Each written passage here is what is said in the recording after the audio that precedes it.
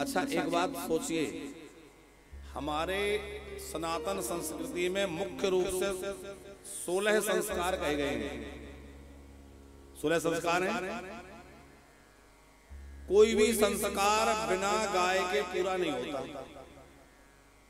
चाहे जात कर्म संस्कार होगा तो धेनु नाम नियोते गोदान होगा।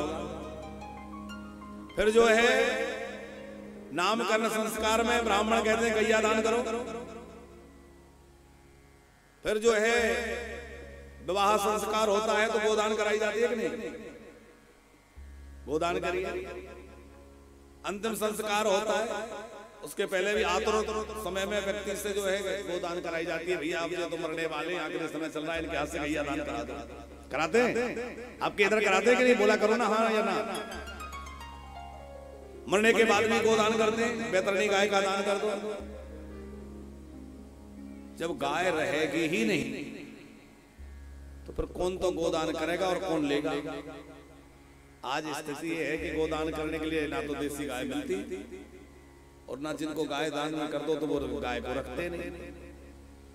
लेकिन गाय की उपयोगिता इसी तरह समाप्त होती गई तो हमारे जितने धर्म कर्म हैं वह सब निष्फल होने लगेंगे और हो रहा है।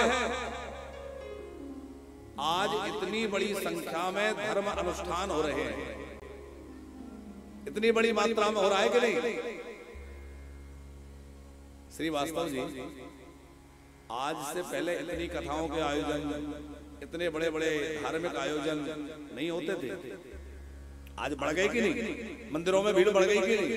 इतने बड़े बड़े धर्मानुष्ठान हो रहे हैं, इतने बड़े बड़े आयोजन हो रहे हैं, फिर भी उनका फल ठीक से नहीं मिल रहा। उसका कारण क्या है? उसका कारण है कि गौ माता की रक्षा हम लोग नहीं कर पा रहे हैं। ये पृथ्वी गाय के रक्त से सन रही है और पृथ्वी गौ सेवा से वंचित हुए हम लोग। उन संस्कारों में, उन यज्ञों में, उन पूजनों में गौ माता की उपयोगिता नहीं रह गई। हम लोगों ने गाय को रखना बंद कर दिया। तो गाय के लिए उपयोगिता बनी रहे हम लोग। अभी हाँ, हमने एक चीज देखी, आप सबसे एक निवेदन करके जाएं, वैसे आप मानेंगे कि नहीं ये तो आप जाने। सब लोगों के घरों में गाय है, लेकिन वो जर्सी गाय है और जर्सी का तो इतना निषेध कहा गया है कि क्या कहें श्रीवास्तव जी।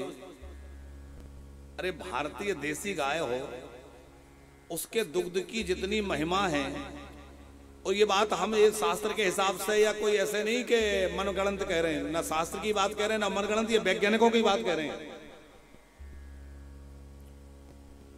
जर्सी गाय दूध में तरह तरह के ऐसे तत्व होते हैं जिससे कैंसर जैसी भयानक बीमारियां जन्म लेती हैं। यह बात वैज्ञानिकों द्वारा प्रमाणित है।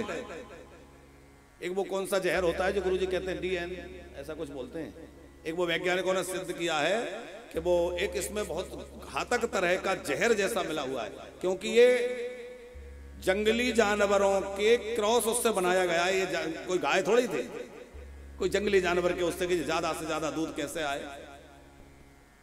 तो